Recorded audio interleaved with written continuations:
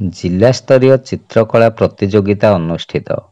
ସଂସ୍କୃତି ମନ୍ତ୍ରାଳୟ ଭାରତ ସରକାରଙ୍କ ସେବା ପର୍ବ 2025 ପାଇଁ ଜାରି କରାଯାଇଥିବା ଏସ୍ଓପି ଏବଂ ଓଡ଼ିଆ ଭାଷା ସାହିତ୍ୟ ଓ ସଂସ୍କୃତି ବିଭାଗ ଓଡ଼ିଶା ସରକାରଙ୍କ ନିର୍ଦ୍ଦେଶ ଅନୁସାରେ 20 ସେପ୍ଟେମ୍ବର 2025 ତାରିଖରେ ଜିଲ୍ଲା ପ୍ରଶାସନ ନୟାଗଡ଼ ପକ୍ଷରୁ ଏକ ଜିଲ୍ଲାସ୍ତରୀୟ ଚିତ୍ରକଳା ପ୍ରତିଯୋଗିତା ପ୍ରଫେସନାଲ ସ୍ଥାନୀୟ ଚିତ୍ରଶିଳ୍ପୀ ଏବଂ ସ୍କୁଲ ଛାତ୍ରଛାତ୍ରୀ ଏବଂ କଲେଜ ଛାତ୍ରଛାତ୍ରୀଙ୍କୁ ନେଇ ନୟାଗଡ଼ ସ୍ୱୟଂଶାସିତ ମହାବିଦ୍ୟାଳୟର ଡାଇମଣ୍ଡ ଜୁବୁଲି ହଲ୍ ପରିସରରେ ଆଜି ପୂର୍ବାହ୍ନ 10 ଘଟିକା ସମୟରେ ଆୟୋଜନ କରାଯାଇଥିଲା।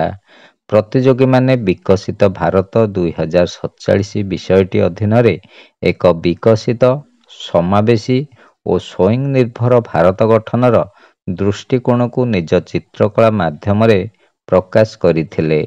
ଜିଲ୍ଲା ସ୍ତରରେ ସମସ୍ତ ବିଭାଗରେ ଚୟନିତ କଳାକୃତିଗୁଡ଼ିକୁ ପ୍ରଥମ, ଦ୍ୱିତୀୟ, ତୃତୀୟ 25 ସେପ୍ଟେମ୍ବର 2025ରେ ଭୁବନେଶ୍ୱରରେ ଆୟୋଜିତ ରାଜ୍ୟସ୍ତରୀୟ ଚିତ୍ରକଳା ପ୍ରତିଯୋଗିତାରେ ପ୍ରଦର୍ଶିତ ଏବଂ ମୂଲ୍ୟାୟନ କରାଯିବ ଓ ପ୍ରଥମ, ଦ୍ୱିତୀୟ ଓ ତୃତୀୟ ସ୍ଥାନ ଅଧିକାର କରିଥିବା ପ୍ରଫେସନାଲ ସ୍ଥାନୀୟ ଚିତ୍ରଶିଳ୍ପୀମାନେ 25 ସେପ୍ଟେମ୍ବର 2025ରେ ଭୁବନେଶ୍ୱରଠାରେ ହେବାକୁ ଥିବା ରାଜ୍ୟସ୍ତରୀୟ ପ୍ରତିଯୋଗିତାରେ ଭାଗ ନେବେ।